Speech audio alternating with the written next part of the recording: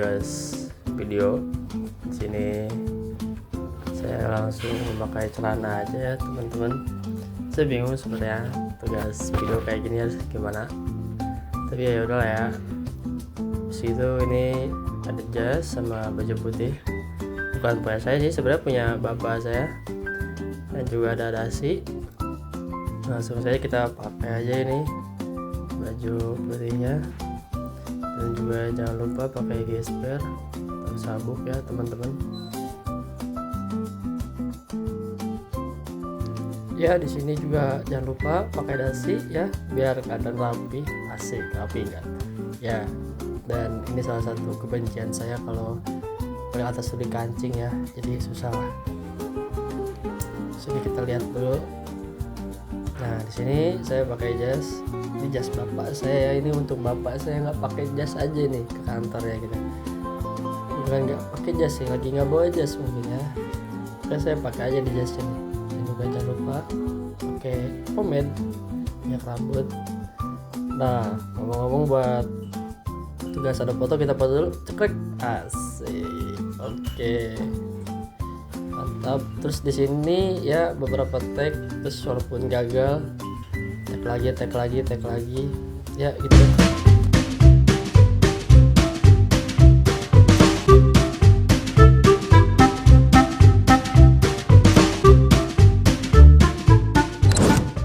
Assalamualaikum warahmatullahi wabarakatuh. Perkenalkan, nama saya Muhammad Gibral Arif dengan NIM 2414201113.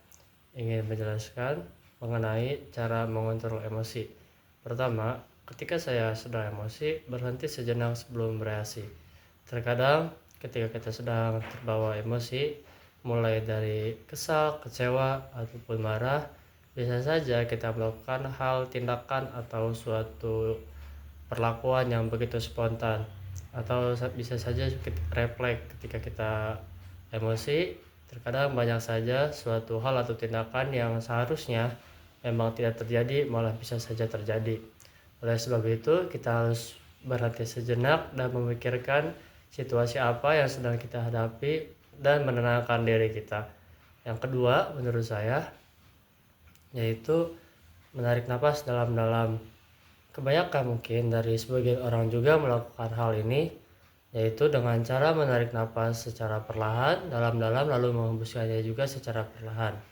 Hal ini bisa saja menenangkan pikiran kita dan cara berpikir kita agar kita tidak terbawa emosi saat berada dalam situasi yang memang memungkinkan bisa saja kita melakukan tindakan yang seharusnya tidak terjadi. Yang ketiga yaitu berpikir sebelum berbicara. Terkadang ketika kita sedang emosi, kita selalu melakukan ucapan yang memang seharusnya tidak kita ucapkan.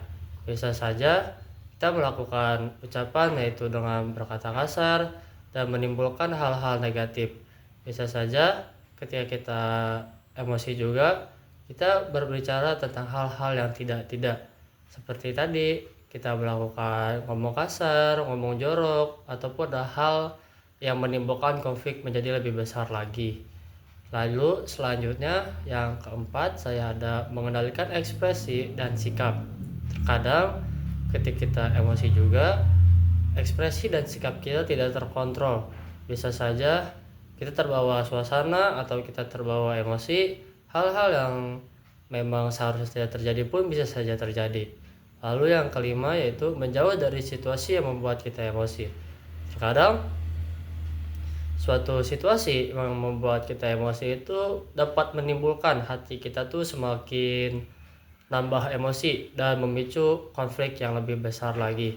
Oleh sebab itu, kita menjauh dulu dari situasi tersebut, atau kita berpikir dulu dan benar-benar seperti menyatakan atau benar-benar mengetahui situasi apa yang sedang kita alami dan berpikir secara jernih.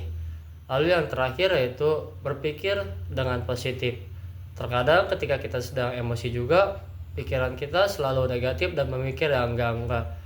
Secara hal pun kebanyakan manusia atau kebanyakan orang ketika kita emosi memikirkan hal-hal yang seharusnya tidak diharuskan untuk berpikir hal tersebut.